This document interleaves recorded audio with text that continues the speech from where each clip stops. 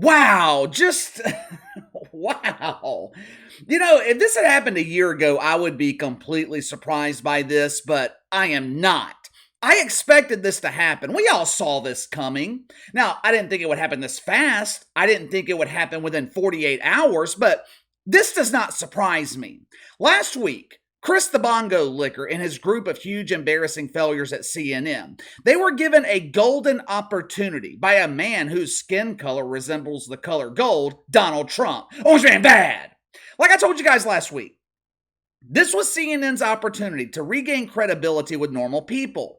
This should have been so simple. My God, this was so simple. Whether you like him or not, Donald Trump is a ratings machine. All you got to do is give Trump a live audience and a microphone and let him go. He will do all the work for you. He will do the rest. The dude is polarizing. He is controversial. Most importantly, especially with CNN being in the business of television, Donald Trump is entertaining. Me personally, I am not what you would call a Trumper. I don't have anything against the orange man, but I haven't been diagnosed with a terminal case of OMB either. Orange man bad. Meaning I can be objective when it comes to Donald Trump. I don't agree with everything he says, but if you put Donald Trump on live television, I am watching.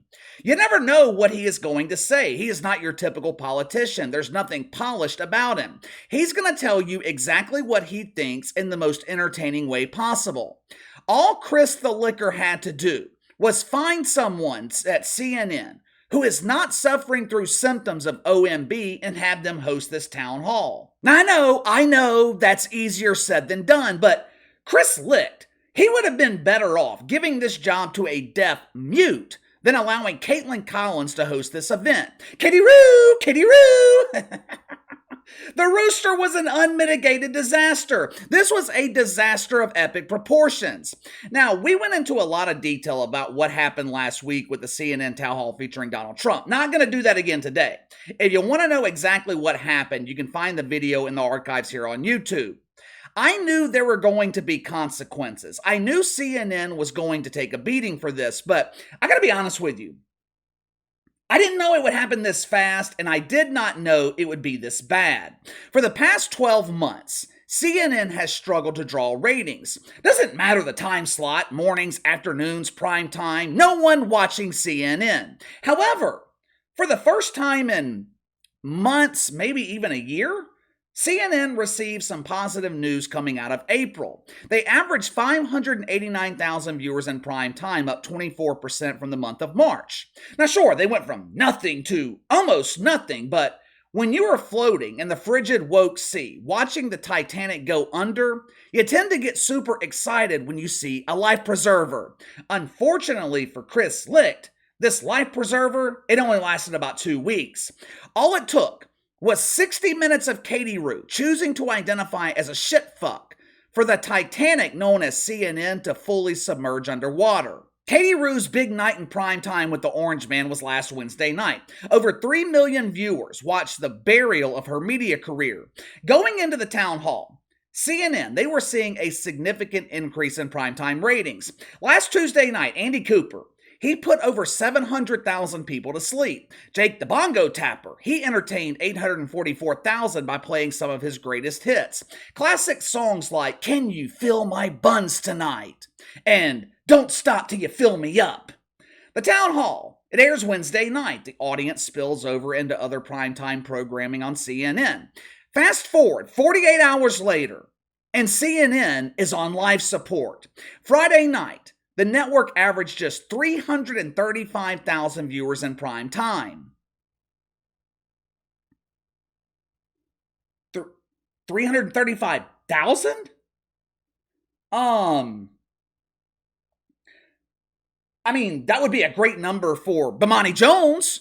Those ratings would be great for Undisputedly Woke on FS1. Shay Shay and Skippy Bebe, they would celebrate so hard they would run out of Preparation H. But for CNN, that is absolutely god-awful. They lost about 500,000 viewers in the span of 72 hours. To make matters worse, they were edged out by the competition. Well, KC, that's not fair. CNN always loses to Fox and MSNBC. Yeah, yeah. No shit. I'm not talking about the real cable news networks. Fox News. They have not considered CNN to be legitimate competition in decades. Neither has MSNBC. Hell, MSNBC, they don't even try to steal talent from CNN anymore because there is none. Comparing CNN ratings to Fox News, that's like comparing WNBA ratings to Mr. Clean infomercials. There is no comparison. Shit has gotten so bad at CNN. Their competition is now Newsmax. KC, what about News Nation? What about them? Chris Cuomo, he can't attract a cigar to a lighter. I don't even take their ratings into account when talking about cable news ratings. And with that being the case, CNN finished dead last Friday night in primetime viewership. They were beaten by Newsmax. Andy Cooper was beaten by Eric Who's Bowling. For some reason, Andy Cooper was given 2 hours in primetime Friday night. No one can figure out why. Anderson Cooper is about as entertaining as a whoopee cushion that's out of gas. Round 2 of Andy Cooper, beaten by something called Chris Planty Right Squad on Newsmax. It's an entertaining show where some dude named Chris Planty or Chris Plant, he walks the streets of woke cities asking birthing persons which squad they're playing for. I play for Team Trans. I play for Team Gay. I'm a proud member of the Plus Plus Squad. Do you guys remember Chris Wallace? Who? Chris Wallace. You remember Chris Wallace, right?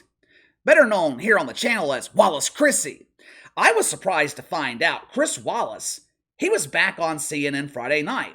I thought the Chris who identifies as the licker, the guy in charge, I thought he canceled this huge embarrassing failure already. I guess he didn't. The show is titled Who's Talking to Chris Wallace? The answer, of course, is no one because no one's watching this garbage.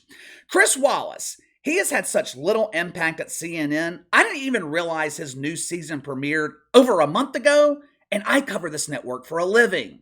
This huge embarrassing failure drew 263,000 viewers Friday night. He was handily beaten by some dude named Greg Kelly at Newsmax.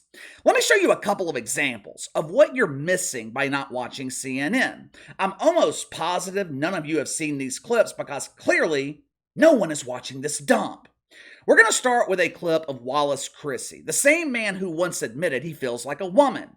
He is speaking with some actress from the movie Frozen, which I think came out like 10 years ago. He's grilling her on female empowerment, a subject Chris Wallace knows a lot about since he wants to be an empowered woman.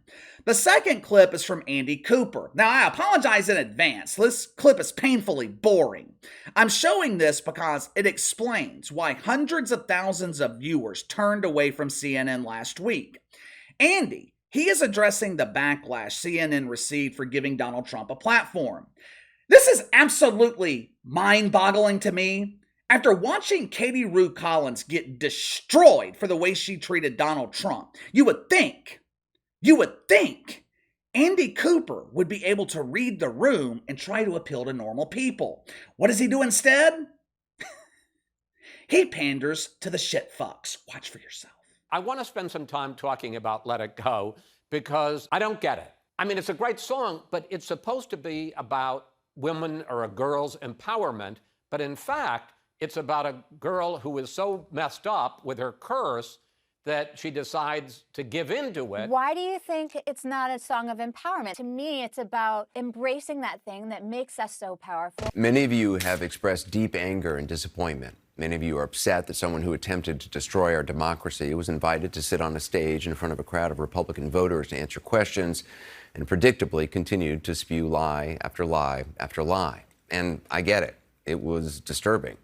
It was disturbing to see and hear that person refer to a black law enforcement officer as a thug, an adjective he used many times to describe black men, and call Caitlin Collins, the moderator, nasty, which is what he calls any woman who stands up to him. It was disturbing to hear him speak so highly of QAnon conspirators and insurrectionists who assaulted police officers in our democracy on January 6th.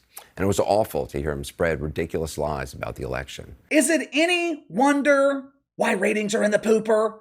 Who wants to watch this garbage? When is the last time Anderson Cooper said anything relevant?